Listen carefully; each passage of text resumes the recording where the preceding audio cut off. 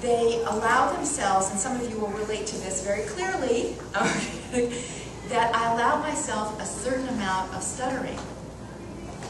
This is normal for me. And I can accept it when I have a certain amount of comfortable stuttering. But when it gets a little bit higher than that, a little bit more struggle than that, that's when I don't tolerate it anymore. And that's when I start to hold back. And that's when I start to see some of my avoidance behaviors back into my pattern. And that's when I start wanting not to participate. And that's when I know that I don't want to participate, that's when I start to struggle more. And they have this spiral down. And that's when they usually call and say, I just need a 30-minute conversation with you to tweak myself up for another 2 years, okay? So the whole idea of how does that happen? Why are some people susceptible to the idea of spiraling down when they're not managing the ups and downs of their biorhythms, whatever it is, and other people are able to do that. So that's one idea that we can talk about. So I came up with a chart, colorful little chart, that, from my perspective, talks about the attitudes and behaviors that are necessary for change. And when we work with our clients, we're always looking for change, right? Change either in behavior, attitudes, whatever. So let me pass this around in 2 directions here. And maybe we can stimulate a little bit of a discussion about these things. And I'll give you my perspective. You guys can all weigh in on yours. An expert on their own pattern. So that means they have to figure out on some level what they do that's harmful and helpful to forward-moving speech. And it's not evident to everybody what that is. So the idea is that a lot of people, as I think the speaker or even Joe said just a few minutes ago, that for a lot of people, stuttering is a failure and fluency is a success. But that doesn't help anybody analyze their own stuttering pattern, to understand what about their pattern is helpful and what about their pattern is harmful for forward-moving speech. So the first thing is to identify those things that will lead to forward-moving speech, that will lead to comfort, that will lead to recovery. And the attitude behind that is I am the expert, and that I can observe my own pattern, and I can be in charge of what I do, because what I do and what I think is what's going to lead to change. So it's not about what the clinician thinks or what the clinician tells you to do. It's about your own problem solving and becoming your own therapist. The next thing I have down there is being able to observe objectively. And that means that when you decide it's time to observe yourself, that you decide what it is you're going to observe and you don't put your head in the sand. So our clients, sometimes if they don't want to deal, you know what I'm talking about? I don't want to deal with it today. There's a lot of things that I say I don't want to deal with today. I'll deal with it tomorrow. Think about it tomorrow. And sometimes when you're working with a client, they'll come back after the next session, and I didn't do a whole lot of work. It's because it's so insurmountable in their mind what they need to do, especially if there's been this relapse where I used to be comfortable and now I'm struggling again. They don't want to deal with it. And so the idea of putting yourself into saying what you want to observe. So I am the detective.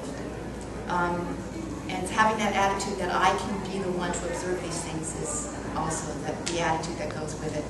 The next one is, I think could be a little bit more controversial in this group as we start talking, is stuttering on the intended sound. But that's the behavior change of being able to modify, change the way you talk. From my perspective, I like to get my clients to stutter directly on the sound that they intend to say. I know it sounds like a simple idea, but if you're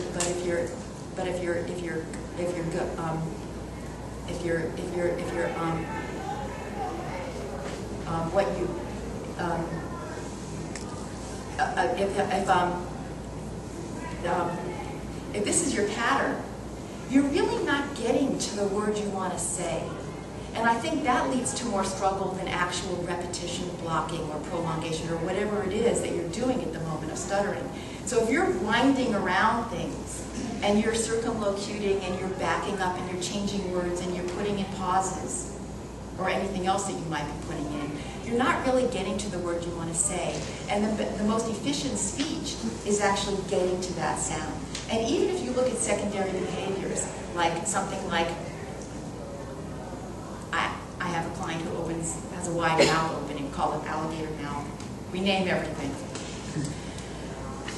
In order to say the word stutter, at some point you've got to close your mouth and put your tongue where it should be for S, right? And if you're going, you can't really get to that S until you finish all that behavior and get to the sound. So to me, it's about getting on the sound. For other people, it might be using a certain strategy or technique, or be able to modify in a certain way, or be able to slow rate. I'm not going to judge what is the appropriate way to modify speech, but the idea is that you have to be able to at least do something to change an old habit, because it's the old habits that make you struggle. And if you don't change an old habit, in other words, the old habit is very, very strong, the new habit is down here, you have to eventually move it so that you're doing the new habit and the old habit at some point 50% of the time, and then eventually the new habit has to take over. That's the most challenging part of behavior change. And changing that old habit, you have to realize that what does it take to change a habit? How much practice do I have to do to change a habit? I have to plan my assignment so that I'm focusing on my behavior, not on whether I'm fluent or not. So if you plan an assignment, you have to keep your eye on the target. What is it that I'm trying to do here? If your success remains comfortable speech, or your success remains fluency, or your success remains something nebulous like that, then you never really get to the point where you can practice the new habit. You have to be very, very specific on what the new habit is going to be. The next thing is talking and stuttering in feared situations, facing fears. I think that the attitude that has to be developed in order to carry that out is I can tolerate shame. Not that I won't feel shame, or I will not pay attention to shame, or I will pump myself up so that I feel confident. But the idea is that I can tolerate shame, and I can live through it, and I can reformulate what that success is for me. After that is seeking and seizing opportunities to communicate. So the idea is the attitude is I can change my idea of what success and failure is. So success isn't really about being, you know how you ask a kid, how did you do this week? Oh, I asked a question in class, or I gave a presentation in class, and you say, how did it go? And they go, I didn't stutter. And they think, they got a big smile, I didn't stutter. And they expect me to go, wow, that's really good. And I usually don't. I usually say, oh, that's too bad, because if you did, then maybe you could have done something about it and changed an old behavior, or adjusted an old behavior.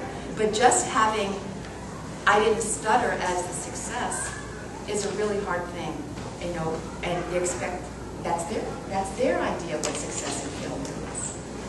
So how do we get them to change an idea of success or failure? And that's one of the challenges. And then finally, planning for many different outcomes, just like I did for today. And they say a good sign of a good speech language pathologist is that you're flexible. And that you come prepared to do anything, so I pulled out this workshop, okay, we'll have this discussion for 45 minutes. But if it was a group of all students, we'd have a different discussion. That's okay. And the idea is that you're planning to problem solve for yourself. So I can have many outcomes. So I can risk, what would they be risking? I can risk, what would a client risk? Somebody, anybody? Safety. Safety? Okay, I can risk feeling safe. In other words, not feeling safe. I can risk not feeling safe. And what are the outcomes? If I risk not feeling safe, then finish it. Then, if I risk that, experiment with myself. Okay, what are the other options? What is the worst option if I risk? Failure. What does that mean? I'll feel embarrassed. What else could happen? I'll look stupid. I'll look stupid. What else? Feel defeated. Feel defeated. What are some other options? What are some positive options? Have success. And what would that mean? What would success be? Doing what you intended to do. Saying what you wanted to say. Showing the teacher that I knew the answer. Saying what's on my mind because what I have to say is important. Sharing something with my friends. Being part of a group. So in other words, the realm of outcomes is what you have to generate with your clients. And that all of them can be options that are outcomes. And that not one of them is better than another. Because whatever the outcome is, we evaluate it. And that's the idea of risk. Okay? So when I talk to the teens, I say, okay, half of my teens drive to therapy now. Okay? In the Washington area. Okay? Here they're driving on the Beltway to therapy. And they all walk into group and they have to text their moms that they got there, you know. Did you text your mom yet? You know. So they're all driving. I said, so what are the risks of driving on the Beltway? They have a lot to say about the risks about driving on the Beltway. A lot to say. They can get killed. They can, you know, look like an idiot on the road. Most of them, when they first start driving, they're more worried about looking like an idiot on the road than about getting killed, which tells you something about teenagers. So there's a lot of outcomes. They can get there safely. They could feel fine. They could have listened to the radio and enjoyed whatever they listened to or whatever, you know, whatever they were thinking about in the car. So there's lots and lots of risks, but you have to be able to assume those risks to get in your car, and we do it every day. We know that there are risks to get in our car.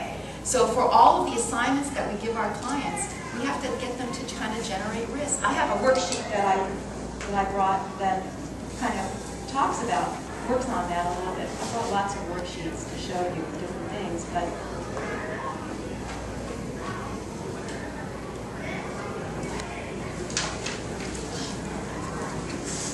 this is not the one in bright color, but planning my challenge. So on the top it's, if I blank, then I risk blank. And the first thing that comes in their mind, what are they risking? So if I advertise to my class, then I risk, someone thinks it's lame, it's awkward. I risk looking awkward. You know, they write down whatever it is. And then the predictions, and this is very basic cognitive behavioral therapy. What's the worst thing that happened? I can experience shame. The best thing that happens is that my class will think it's honest and they'll listen to me, or the likely thing that can happen. And the bottom line is, am I prepared for the challenge? Am I prepared to experience all of those kinds of risks? And for me, from my perspective, when I'm working with kids and they're in the room there, it's like, are you ready? Are you prepared? And they go, yes, let's go. And so that excitement and enthusiasm is what propels them into the week of their activities, because they have to work on their own, they have to be their own clinician, they have to evaluate this themselves. So it's preparing them to kind of be their own clinician. So let's open it up. I just gave this sort of this background of what I'm thinking in terms of behaviors and attitudes and how they impact each other. What do you think? Let's talk a little bit about how behaviors have to be backed up with attitudes, how we change behaviors, how we change it. What are our challenges with our clients?